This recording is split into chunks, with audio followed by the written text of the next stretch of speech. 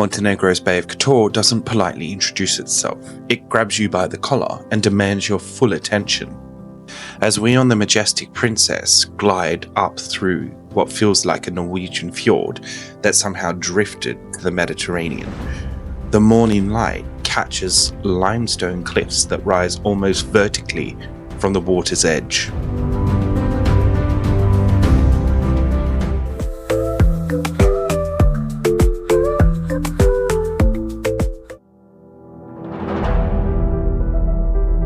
Kotor isn't just another pretty port. It's the kind of landscape that recalibrates your sense of scale and makes you feel wonderfully insignificant. If you ever find yourself with a chance to approach Montenegro from the sea, take it. Don't hesitate, don't overthink it, just do it. Some travel moments genuinely deserve the overused label of breathtaking.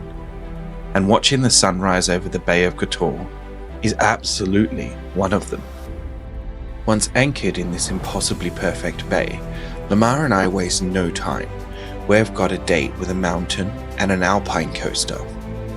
Our cab driver navigates the roads with the casual indifference of someone who's been driving these hairpins since childhood. The gondola station appeared, promising a vertical escape from the sea level to the mountaintop in minutes. As we ascend, the bay reveals itself in its full glory, a winding fjord-like waterway embraced by mountains that seem to have been arranged by a particularly ambitious landscape architect. Look at this down here. Montenegro. Now this is what travelling is all about. Getting to do experiences like this. And up there we have Lemar.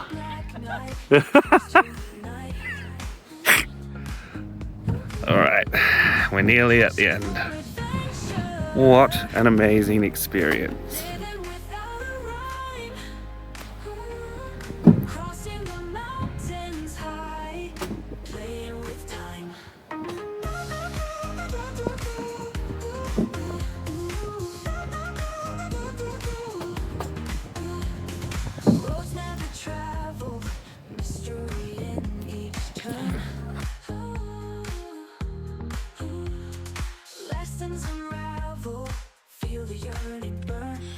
The Alpine coaster delivers exactly what it promised. Speed, adrenaline, and views that make you momentarily forget that you're hurtling down the side of a mountain on what amounts to be a glorified lunch tray with wheels. Worth every minute of the journey to get here. Worth every euro spent.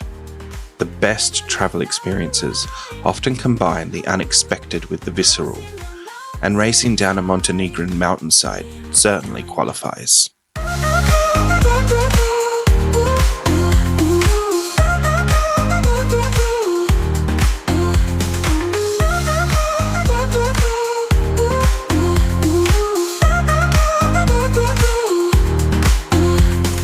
Having got the gondola back down to sea level, our cab dropped us at the rear entrance of Kotor's old town, a medieval maze of stone streets and squares that sits like a chess piece at the edge of the bay.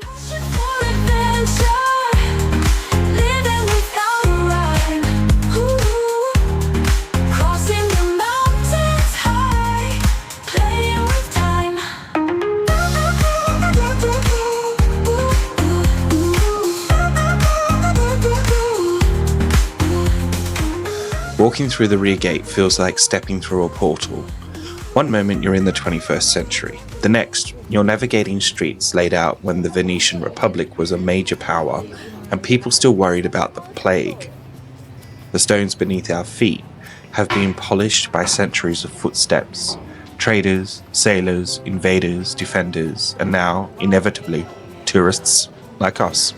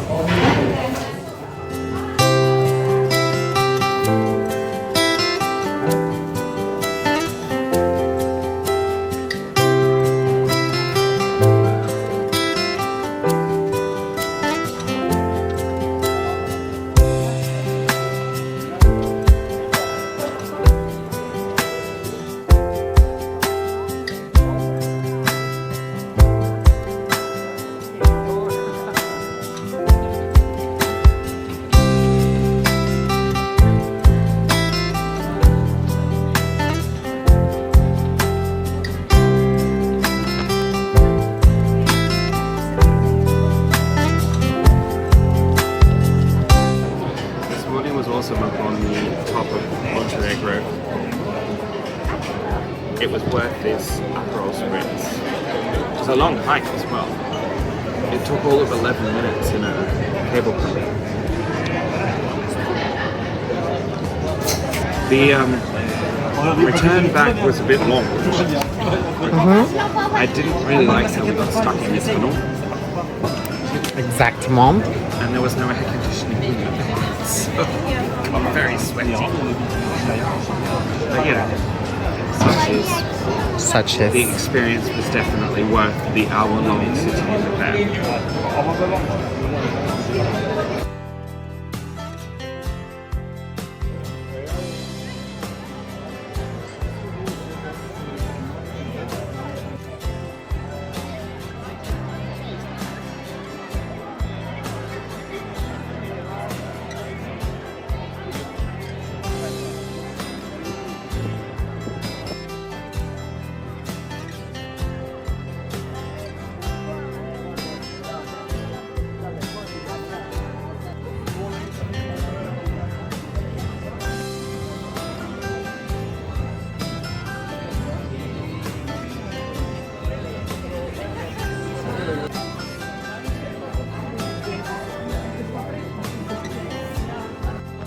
Smell of cat piss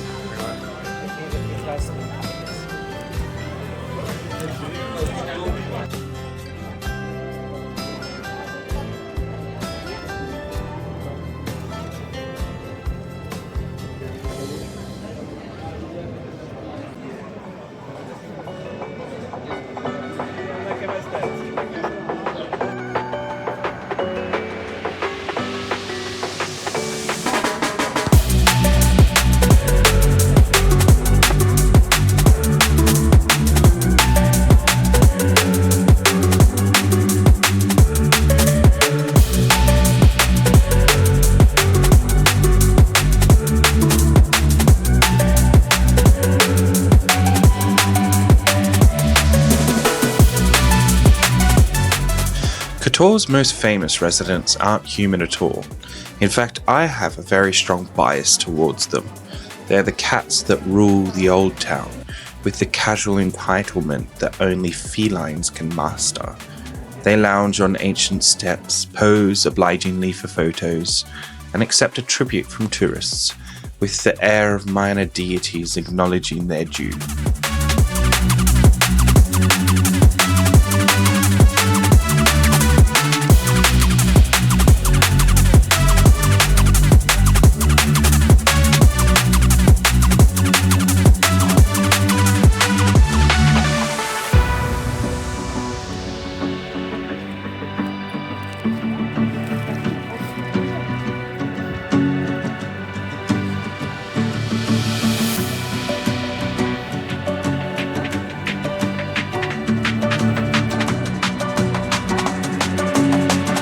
Lemar, ever the optimist, attempts to make friends with a particularly regal specimen.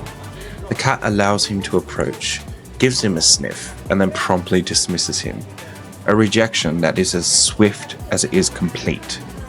Moments later, though, the same cat reconsiders, allowing a brief pat, before sauntering off to more important business. In the complex diplomacy between humans and cats, this counts as a major breakthrough.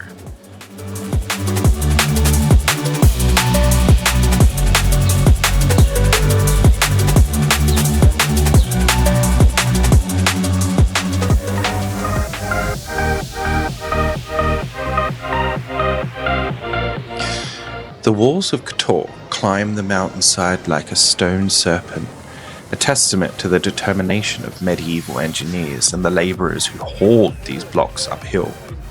We stood on a roof terrace on top of the old wall, with a panorama that makes you understand why people fought over this bay for centuries. From this standpoint, the drama of the landscape reveals itself. The deep blue waters of the bay, the red-roofed towns clinging to the shoreline, and the mountains rising dramatically on all sides. It's a view that demands silence, that resists being captured on camera, and makes you realize how inadequate words like scenic or picturesque really are.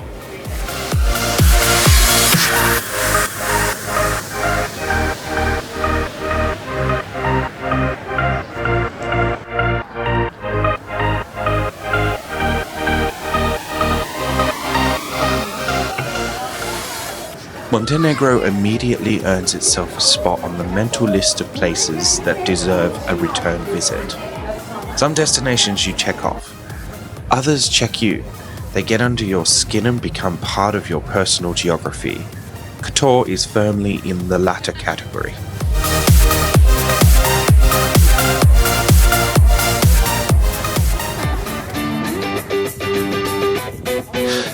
Albeit reluctantly, we make our way back to the tender boats that will return us to the Majestic Princess.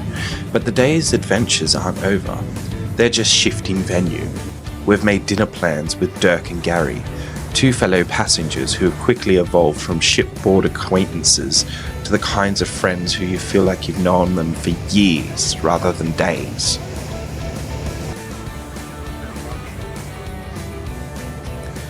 The beauty of cruise travel lies partly in these unexpected connections. The people you meet between ports who sometimes become as memorable as the destinations themselves. Shared experiences accelerate friendships in a way that doesn't happen in normal life.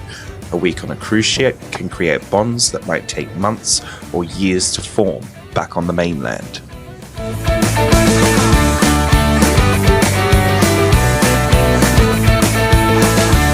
The Crown Grill welcomes us with mood lighting and the promise of serious steak. We settle into a booth by the window and the four of us start forming an instant dinner party united by appetite and curiosity about each other's stories. What follows is one of those meals that transcends the food itself.